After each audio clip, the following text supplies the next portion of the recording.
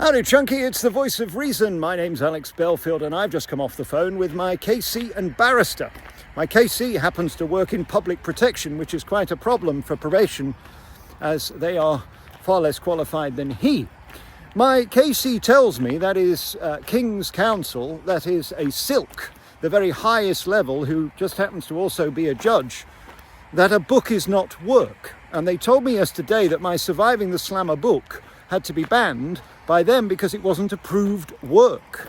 They've approved YouTube, they've approved alexbelfield.com, they've approved Twitter and Facebook and everything else, but not the book that they claim they haven't seen, which is a lie. HMPSS or PPS or I don't know what it stands for, something PP.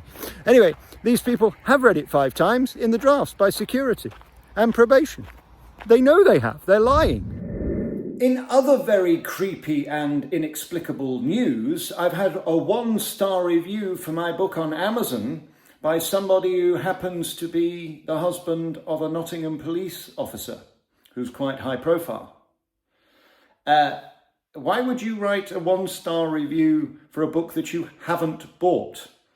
I know you haven't bought it because we send it out.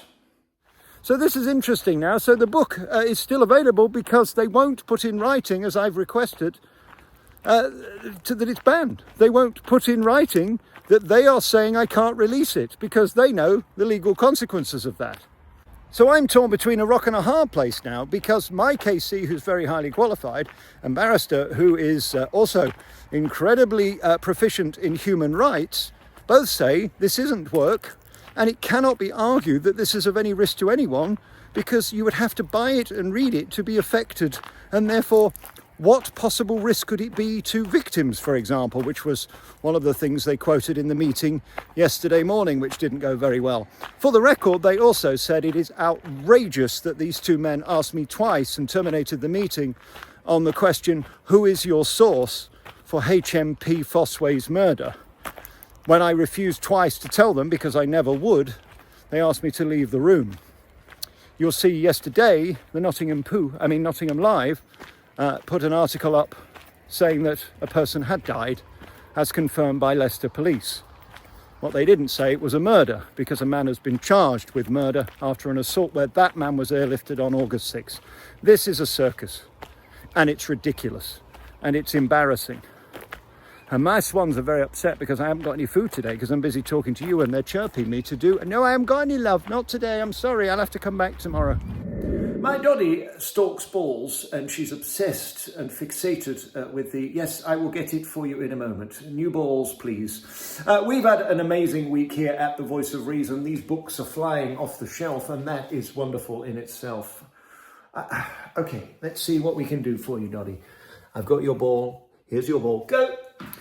And cut. Yes, we've had a wonderful week here at The Voice of Reason, and Poppitin Pete came round earlier and he was, by golly, he was, look at that chair, isn't it wonderful over there? I love it. I got it in Blackpool, by the way, fabulous. You can have them made if you've got money, unlike the mental trolls who just spend all day trying to get people thrown in prison like Graham Linehan, who is the smartest of them all, going straight to hospital. I think is brilliant, so that he can then prove the injury that the police, the Met, have caused, that apparently Keir Starmer says he is upset about. Well, it's your country. Stop your police officers working like some kind of tyrant dystopian control freaks who were trained by the Russians in North Korea with a Chinese dictatorship mantra. That's what I say. These books are flying off the shelf and you can still get them until they're banned in writing. So be quick. I mean, look at the sacks. I mean, my sack is bulging. Poppitin Pete nearly had a hernia carrying all these out.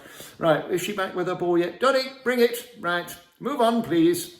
So they now between the devil and the dark blue sea because they don't know whether to piss or get off the pot. Or are they just going to say I lied that they told me I couldn't release it? I mean, I'm a liar about everything at the moment when they're caught out in their duplicitous shenanigans, tomfoolery and complete fucktoppery. I don't know what's going on. My head is spinning, but all I know is I love you and there's nothing you can do about it.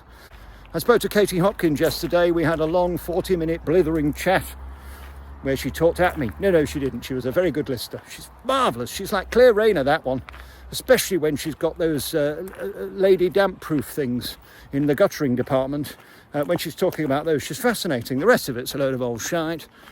But we were talking about where we go with this as people who do push the boundaries and are by our own definition controversial. What a nice plant. It's a very, very awkward time to be funny, to be a comedian, and to do free speech. Because all they want to do is intimidate and bully us all into silence. And yes, I'm still banned on September the 13th from London, and should I attend, I will be arrested and recalled to prison, despite nothing happening. Welcome to North Korea. What a bunch of characters. Box takers, dinghy divers, and lefties. This ain't for you. Alex Belfield's voice of reason.